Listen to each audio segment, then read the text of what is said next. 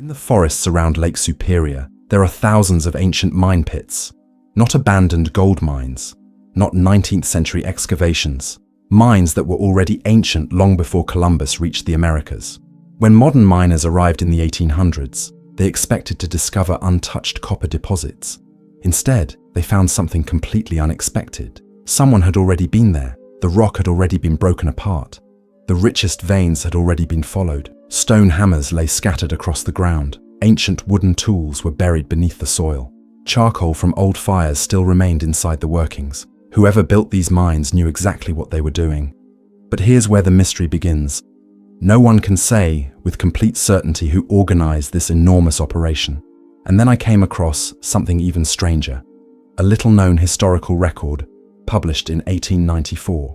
Inside it were conversations with Ojibwe elders who claimed the people responsible for these mines were remembered long before archaeologists ever began studying them. Was it a distant historical memory, a legend passed down through generations, or a forgotten clue to one of North America's oldest archaeological mysteries? Today, we're going to follow every piece of evidence, from the mines themselves to 19th century historical records, to find out why this question has remained unanswered for more than a century. The first people to uncover this mystery weren't archaeologists, they were miners. In the 1840s, mining companies arrived around Lake Superior, expecting to open brand new copper mines. Instead, they found that someone had beaten them by thousands of years. As workers cleared away soil and trees, strange pits began appearing across the landscape. Then another, then another.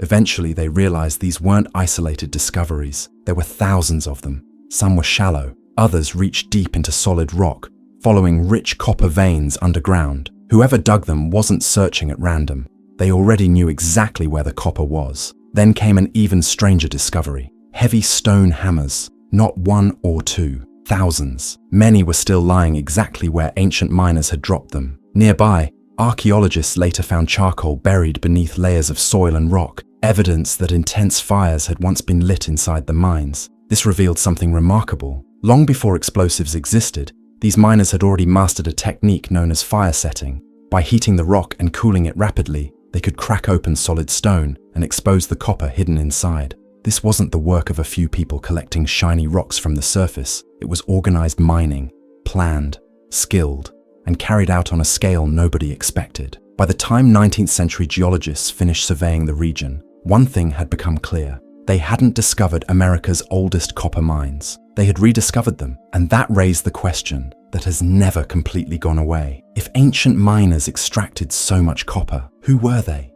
The physical evidence tells us that someone mined the copper, but it doesn't tell us who. That clue came from somewhere completely different.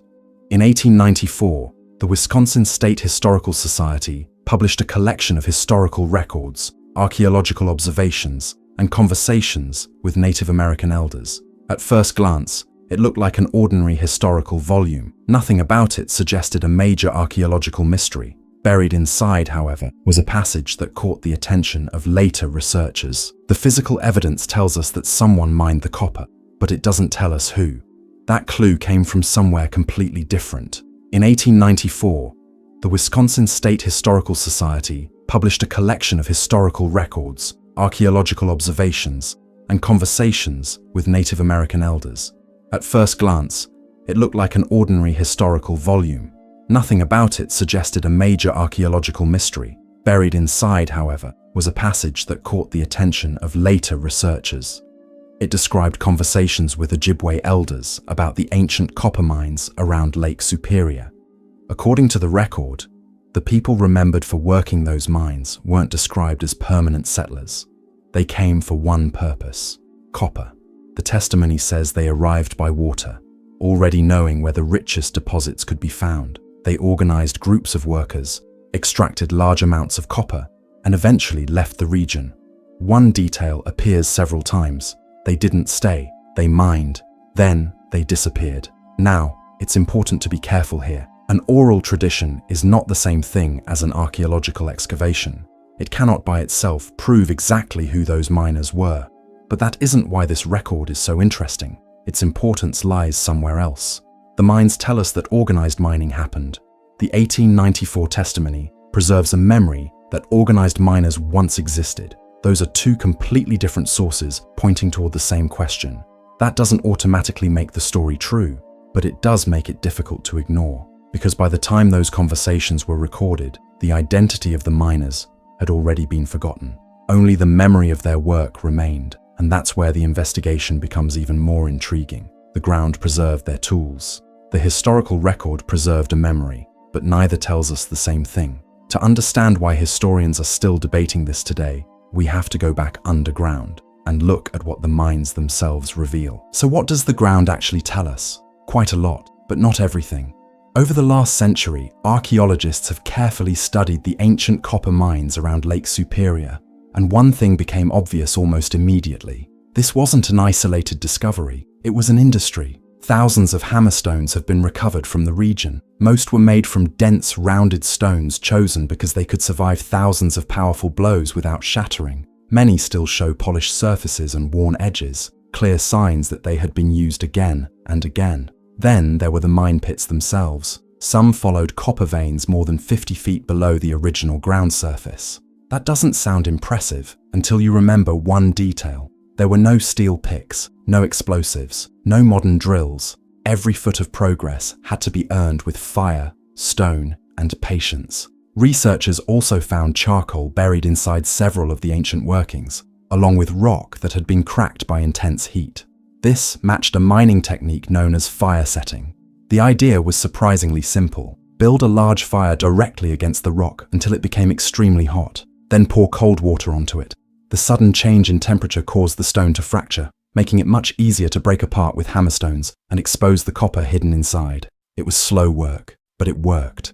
And more importantly, it required knowledge. You don't accidentally develop a mining system like this. Someone had already learned which rocks responded to heat, where the richest copper veins were located, and how to organize enough people to keep the operation going year after year. That's why archaeologists don't describe these mines as random excavations. They describe them as organized mining. And that raises another question. If these miners had the knowledge to extract copper on such a large scale, how far did that copper actually travel? Because while copper artifacts have been found across the Great Lakes and many other parts of North America, they account for only part of the story. The mines tell us copper was removed. The artifacts tell us copper was used. But connecting the two on the full scale of the operation remains one of the biggest challenges in understanding this remarkable chapter of ancient history. And that's where this mystery becomes much bigger than a single group of ancient mines. Because once researchers began asking where all that copper went, they realized there wasn't a simple answer.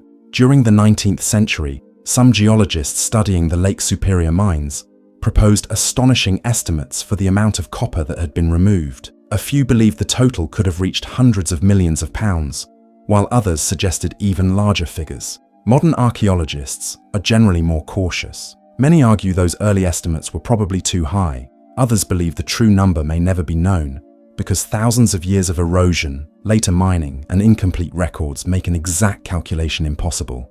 But here's the important point.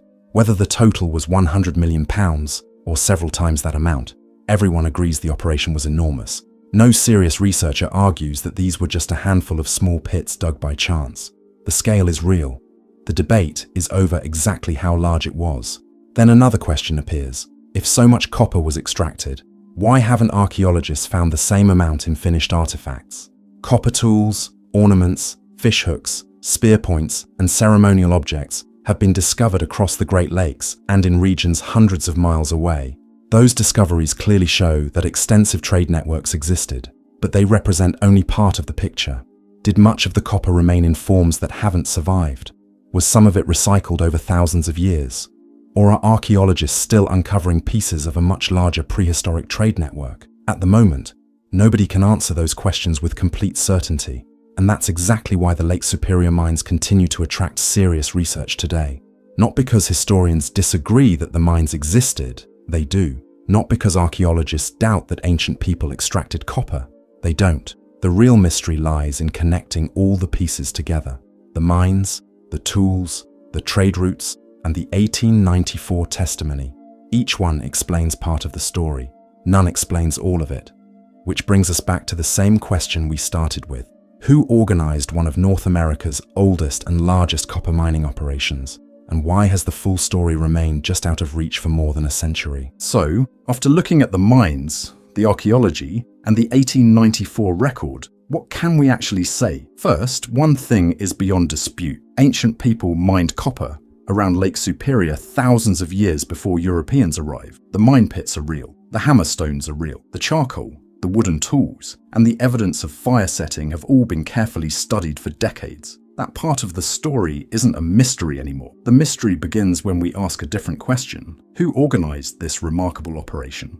The archaeological evidence shows us how the mining was done. The 1894 testimony offers one possible memory of who the miners may have been remembered as. But those two pieces of evidence don't completely overlap, and perhaps they never will. History is rarely that simple. People often imagine archaeology as a puzzle, where every missing piece eventually falls into place. In reality, many of history's greatest questions remain unfinished for generations. New discoveries answer old questions while creating entirely new ones. The Lake Superior copper mines are a perfect example. Every excavation has revealed more about the technology these ancient miners used. Every scientific dating method has helped establish when parts of the mining took place. Every historical document adds another small piece to the story, yet the biggest question still remains. Who first recognized the extraordinary copper hidden beneath these forests? Who developed the knowledge to extract it on such a remarkable scale? And how far did that copper travel after leaving the mines? Perhaps future excavations will uncover new evidence. Perhaps another forgotten historical document is still waiting to be found in an archive somewhere.